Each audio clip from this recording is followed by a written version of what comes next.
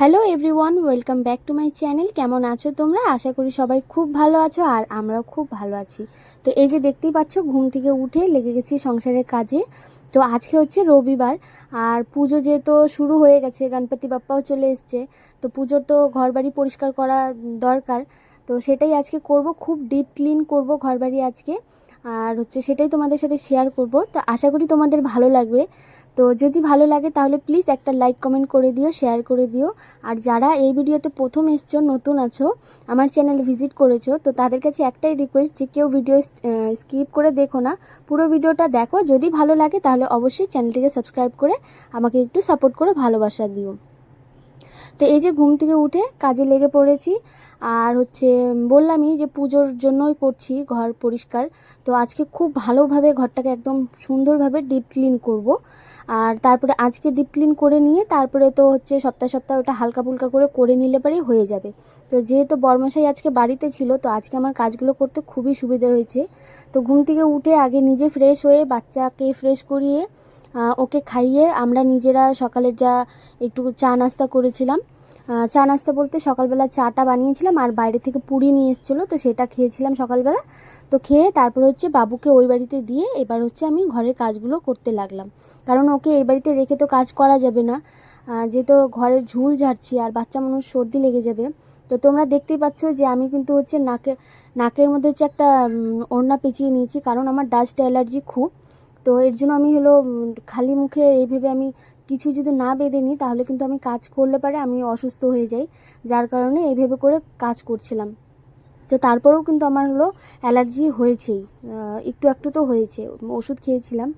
তো তারপরে এই যে এখন হচ্ছে এক এক করে সমস্ত জায়গাগুলো কোণাগুলো খুব সুন্দর করে হচ্ছে ঝুলঝাড়া যে ঝাড়ুটা আছে সেটা দিয়ে পরিষ্কার করে নিচ্ছি।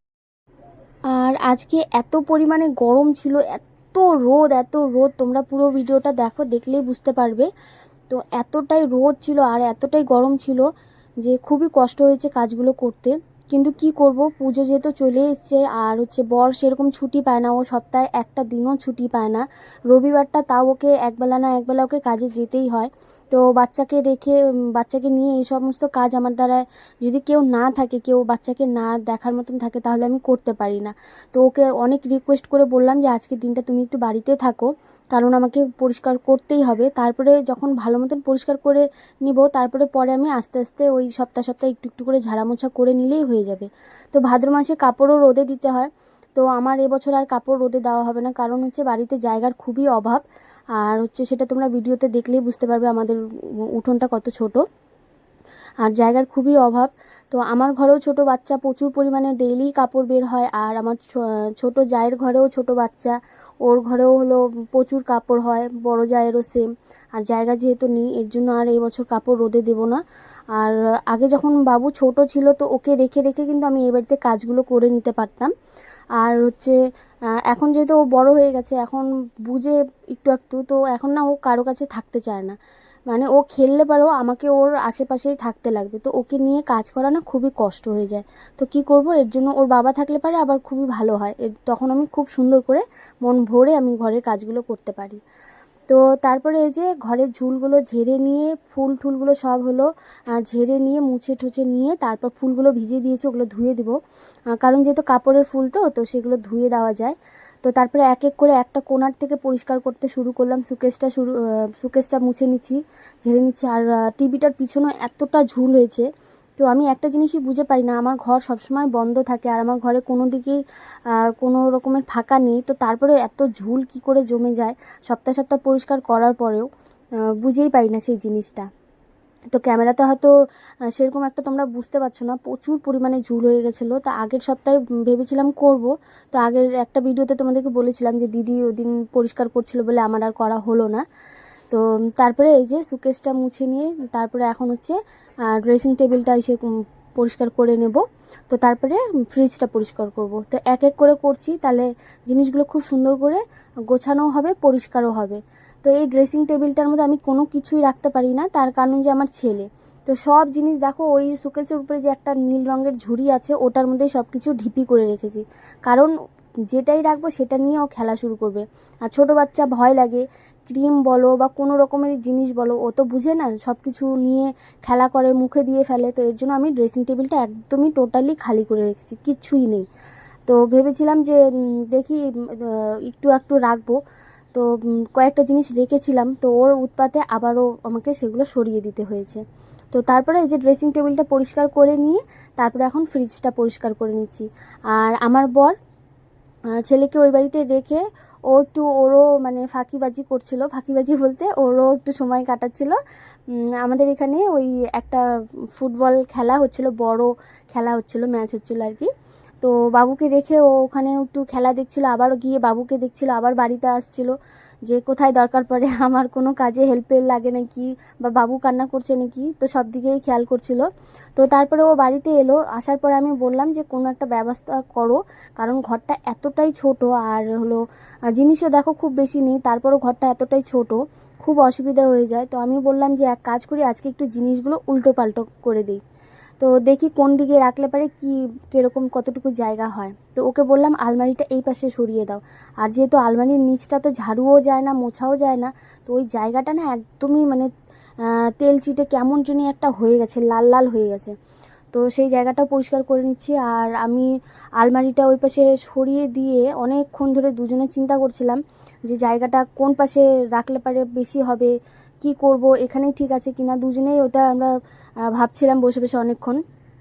তো তারপরে লাস্টে সিদ্ধান্ত হলো যে ওখানেই ঠিক আছে, বড় বললো যে ওখানেই ঠিক আছে, জায়গাটাও বড় হচ্ছে। তো তারপরে ওখানেই রেখে দিলাম, রেখে তারপরে ড্রেসিং টেবিলটা আবার যেখানে ছিল সেখানেই রেখে দিয়েছি। তো এই পাশে যে কাপড়ের স্ট্যান্ডটা আছে ওটা তো চাকা সিস্টেম, তো ওটা সরিয়ে নড়িয়ে কাজ করা যায়। তো বর বললো যে তুমি তো ড্রেসিং টেবিলটা সবসময় সরাতে পারবে না, তাহলে ওটাকে ওই এক সাইডেই রাখো, যেখানে ছিল সেখানেই রাখো, আর এই যে কাপড়ের স্ট্যান্ডটা আছে সেটা এই দিকে রাখো, তাহলে তোমার ভালো হবে, কাজ করতেও সুবিধা হবে, জায়গাটাও অনেকটা পাবে। তো তারপরে তাই করলাম। করার পরে এবার হচ্ছে আলমারির উপরে যে কয়েকটা জিনিস ছিল, তো অনেক কিছুই বিক্রি করার ছিল। নতুন টিভি নিয়েছি, সেই টিভির খাপ, তারপরে কার্টুনগুলো, তারপরে অনেক কিছুই ছিল। তারপরে ওই ঘর মোছার মোপিং যে একটা খাপ, ওগুলো ছিল। তো যেগুলো দরকার ছিল না সেগুলো সব বেছে বেছে আমি বাইরে বের করে দিচ্ছি, আর একটু ঝেড়ে মুছে যেগুলো লাগবে সেগুলো বরকে দিয়ে দিচ্ছি, ও আলমারিতে সুন্দর করে গুছিয়ে দিচ্ছে। তো ও কিন্তু আমাকে এতটুকুই হেল্প করে দিয়েছে, মানে ও আলমারিটা সরিয়ে দিয়েছে আর ওই একটু উপরের জিনিসগুলো ঝেড়ে মুছে একটু গুছিয়ে দিয়েছে। তো তারপরে ও আবারও চলে গেছে খেলা দেখতে, খেলাও দেখছিল, বাবুকেও দেখছিল, বাড়িতেও আসছিল। তো এরকম করে করছিল, কারণ যেহেতু গরমও, বাবুও কান্না করছিল। তো তারপরে এদিকে ঘরের কাজগুলো হয়ে যাওয়ার পরে রান্নাঘরটা এখন আমি ঝুলটা ঝেড়ে নিচ্ছি। তো আজকে কিন্তু রান্নাঘরটা খুব ডিপ ক্লিন করিনি, খালি ঝুলটাই ঝেড়েছি। আর বাকি যে জিনিসগুলো ধোয়া কাচা আছে সেগুলো অন্য একদিন করব, কারণ একদিনে সব কিছু করতে গেলে হবে না, যেহেতু টাইমও অনেকটা হয়ে যাচ্ছে। আর যেহেতু বাবুকে আজকে ওর বাবার কাছে রেখেছি, তো আমি আস্তে ধীরে কাজগুলো করছি, নিশ্চিন্তা হয়ে একদম কাজগুলো করছি। তো রান্নাঘরের ঝুলটা ঝেড়ে নিয়েছি। আর রান্নাঘরে যেসব জিনিস আছে যেগুলো ধুতে হবে, তো সেগুলো একদিন ধুবো, কোনো একটা সপ্তাহে। তো তারপরে রান্নাঘরটাও ক্লিন করে নিয়ে তারপরে এই যে এখন হচ্ছে বিছানাটা ঝেড়ে নিচ্ছি। তো অলমোস্ট ঘর ঝাড়া মোছা সুন্দরভাবে হয়ে গেছে। তো এখন হলো বিছানাটাও সুন্দর করে ঝাড় দিয়ে নিলাম, ঝাড়ু দিয়ে।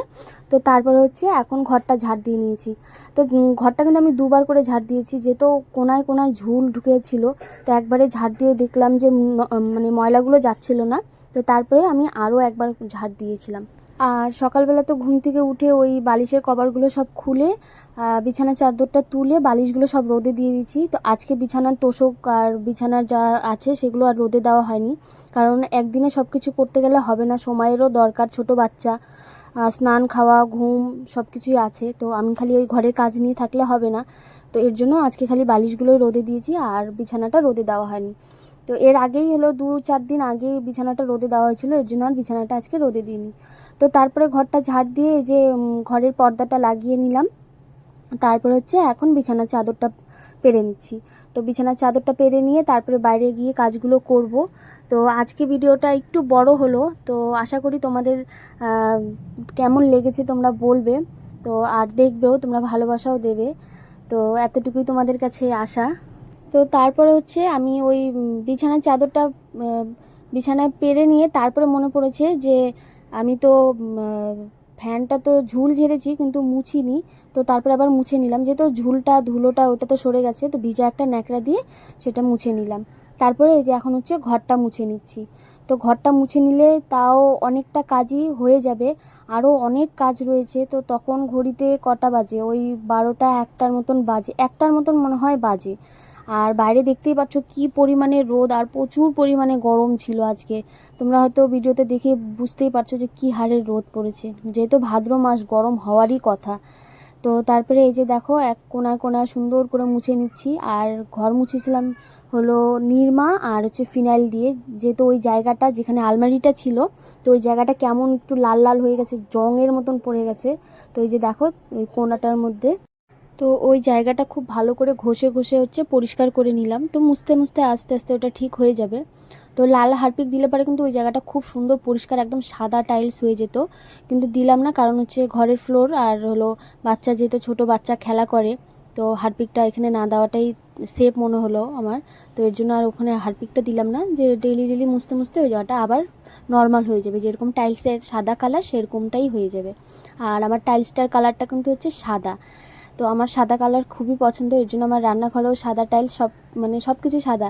আর আগে যখন বেবি আমার ছিল না, তো তখন আমার ঘরে প্রত্যেকটা জিনিসই আমি সাদাই ব্যবহার করতাম, বিছানার চাদর থেকে পর্দা থেকে সব কিছু আমার খুবই পছন্দ। কিন্তু যেহেতু এখন বাচ্চা ছোট, তো সাদা জিনিসের তো কোনো আর জাত থাকে না, বিছানার উপরে খাওয়ার জিনিস নিয়ে এটা ওটা ফেলে দেয় আর দাগ হয়ে যায়। তো সাদা জিনিস জানোই যে সাদা জিনিস একটু কিছু পড়লে পারে সেই দাগ উঠতেই চায় না এক কথায়। তো আগে যেই সমস্ত আমার যে চাদরগুলো ছিল বিছানার সাদা চাদরগুলো, সেইগুলো আমার দিদির কাছে দিয়ে দিয়েছি, কারণ এখন আর ওই ঘরে নিজের মন মতন করে কোনো কিছুই সাজানো গোজানো যায় না, কারণ এই বাচ্চার কারণ। তো এর জন্য এখন হচ্ছে কালারিং বিছানার চাদরগুলোই পারি। তো তারপরে এই যে দেখো ঘরটা মুছে ঘরের কাজ কমপ্লিট করে তারপরে এই যে এখন বাইরে চলে এলাম। তো বাইরে যে সমস্ত নোংরাগুলো ছিল সেগুলো তুলে বাইরে ড্রেনে ফেলে দিয়ে উঠোনটা ঝাড় দিয়ে নিলাম। দিয়ে এই যে তোমাদেরকে ফাইনালি এখন দেখাচ্ছি ঘরটা, দেখো এই যে এরকম পরিষ্কার করেছি। তো এখনও তো অনেক কাজই বাকি রয়েছে, যে এখানে হলো কাপড় ধুবো, যে বিছানার চাদর তুলেছিলাম সেগুলো ভিজিয়েছি, আর পর্দাটা ভিজাইনি, তো ওটা হচ্ছে পরে একদিন ধুয়ে দিব, কাল পরশু ধুয়ে দেবো, কারণ যেহেতু জায়গাও নেই। আর মশারি, বিছানার চাদর, বালিশের কভার অনেকগুলোই, 1 বালতির মতন কাপড় ভিজিয়েছি, তো তার জন্য আর ওই পর্দাগুলো ভিজালাম না। তো এই যে এখানে দেখো এই যে পর্দাগুলো এটার উপরে রেখে দিয়েছি, আর লন্ড্রির ব্যাগটা ওই বাড়িতে রেখে এসেছি, তো তার জন্য এই ঝুড়িটার উপরে রেখে দিলাম। তো তারপরে এই যে কাপড় ধোয়া হয়ে গেছে, এখন কাপড়গুলো মেলে দিচ্ছি। তো তোমরাই দেখো যে আমার বাড়িতে উঠোন কতটুকু আর কত চিপা জায়গা। তো এই জায়গার মধ্যে 3 ঘরের কাপড়, ভাবতেই পারো যে কতগুলো মানুষ। যেহেতু আমার বড়রা হচ্ছে 6 ভাই, তো এতগুলো ভাই, তাদের বউ, তাদের বাচ্চা। তো এখন মোটমাট 3টাই বউ আছে, এখনও বাকি 3 জনের বিয়ে হয়নি। তো তখন বিয়ে হলে জানি না কি করব, কোথায় কি করব না করব, তো এখনই সেটা নিয়ে আমি চিন্তা করি। তো আমি কাপড় ধোয়ার পরে দেখছি এতটা মেঘ হয়ে এসছে, এত অন্ধকার হয়ে যাচ্ছে, হাওয়াও দিচ্ছিল, তোমরা দেখো ক্যামেরাতে দেখলেই বুঝতে পারবে। তো আমি তো চিন্তায় পড়ে গেলাম যে কাপড়গুলো তো ধুয়ে দিলাম, এখন মেঘ করেছে, এই কাপড়গুলো আমি এখন মেলবো কোথায়। তো সব থেকে মেন টেনশন ছিল যে মশারিটা আমার শুকানোর দরকার ছিল, আর বাকি জিনিসগুলো না শুকালেও হতো। তো যাই হোক, বৃষ্টি শুরু হওয়ার আগে আগে আমার মশারি শুকিয়ে গেছে, কারণ মশারি পাতলা তো, জলটা ঝরে গেলেই তো শুকিয়েই যায়। তো হাওয়াও দিয়েছিল, তো বেশিক্ষণ লাগেনি মশারিটা শুকাতে। তো তারপরে এই যে দেখো কাপড়গুলো সব মেলে দিয়ে এখন এই যে বললামই সকালবেলা বালিশগুলো বাইরে রোদে দিয়েছিলাম, তো সেগুলো তুলে নিলাম।